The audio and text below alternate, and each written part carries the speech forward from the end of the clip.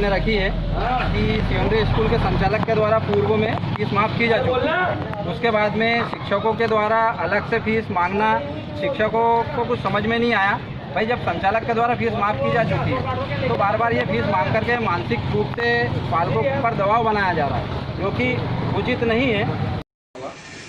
तहसील कार्यालय कलेक्टर के नाम से एसडीएम महोदय को ज्ञापन दिया गया कि पूर्व में संचालक महोदय के द्वारा 7/9/2020 को पालकों की मीटिंग बुलाई गई, जिसमें आदरणीय संचालक महोदय के द्वारा कहा गया था कि भाई आगामी जो सत्र है 1ली से 8वीं तक की कोई फ़ीस नहीं ली जाएगी। जब से स्कूल चालू होगी तब से फ़ीस लगेगी।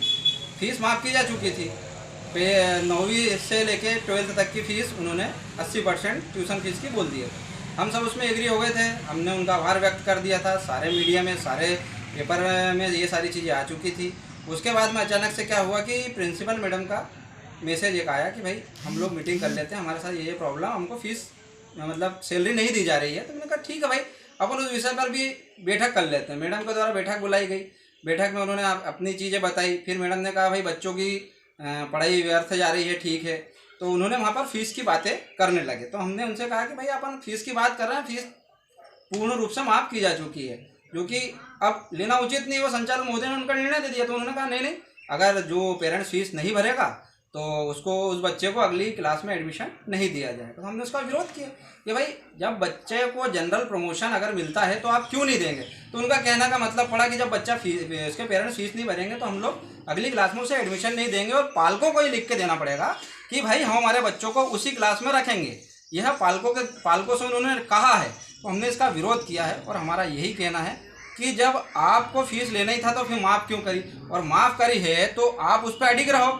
आपने आपकी पब्लिसिटी कर ली, सारी चीज़ें कर ली, अब उसके बाद में आप पालकों के साथ धोखाधड़ी कर रहे हो, तो यह धोखाधड़ी पालक संघ नहीं सहन कर पाएगा। और हमारा शासन से यही है कि भाई इसके ऊपर कानूनी कार्रवाई की जाए। और पालकों के द्वारा शिक्षक दिवस पर भी एक स्टेटस डाला गया, बार बार कमेंट डाले गए उसी ग्रुप पर जो ग्रुप पढ़ाई के लिए बनाया गया था कि भाई शिक्षक दिवस पे विश ना करे, बधाई ना दे, तो उससे हमारे बच्चों के ऊपर भी गलत प्रभाव पड़ा है।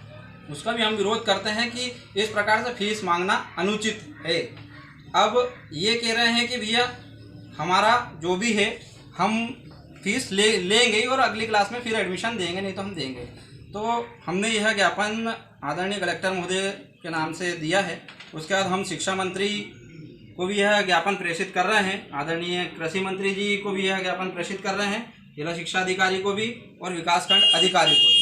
हमारा यही है कि भाई जब निर्णय पर अडिग थे तो उस निर्णय को रखा जाए, और हमारे साथ जिस प्रकार का बर्ताव किया गया उसके खिलाफ, उस स्कूल के खिलाफ, संचालक के खिलाफ और सारे स्टाफ के खिलाफ कानूनी कार्रवाई की जाए। मैंने पूरे डॉक्यूमेंट्स इसमें लगा के रखे हैं, जिसमें सारे सबूत, सारे वीडियो, पूर्व की सारी खबरें इसके अंदर है। हम लोग, हमारी जगह सही है और हम न्याय चाहते हैं। अलग दलों ने ज्ञापन दिया है, आपके द्वारा स्कूल से फीस ली जा रही है, क्या कहना चाहेंगे इस बारे में?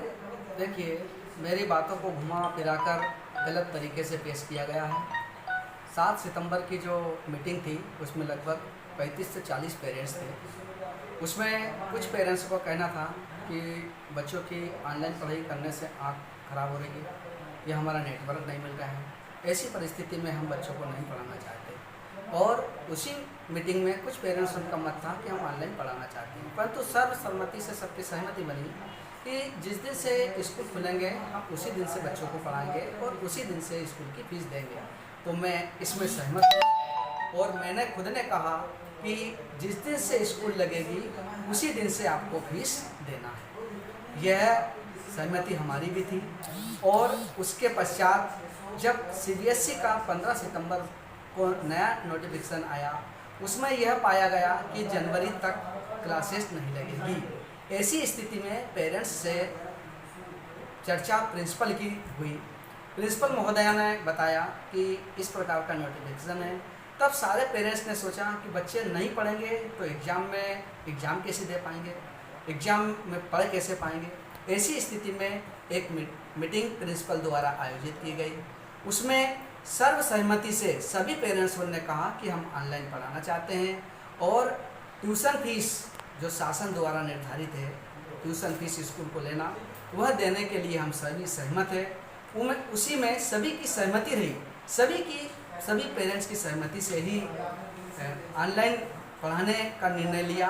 और उससे पहले भी ऑनलाइन क्लास जुलाई से चल रही है, आज भी चल रही है, और जो पढ़ाना चाह रहे हैं वह आगे भी चलेगी। और ट्यूशन फीस के साथ वह अपनी फीस देने के लिए भी सहमत है। तो इसी स्थिति में मैं पुनः आज कह रहा हूँ, 7 सितंबर को भी मैंने कहा था कि जिस दिन स्कूल खुले, जब बच्चे आपके स्कूल में पढ़ने आए, तब से आप फीस देना। और आज भी मैं मेरी बात से पलट नहीं रहा हूँ, आज ही मैं ये बात कह रहा हूँ कि जब से स्कूल खुलेगी तब से उन बच्चों की फीस ली जाएगी जो ऑनलाइन नहीं पढ़ रहे हैं।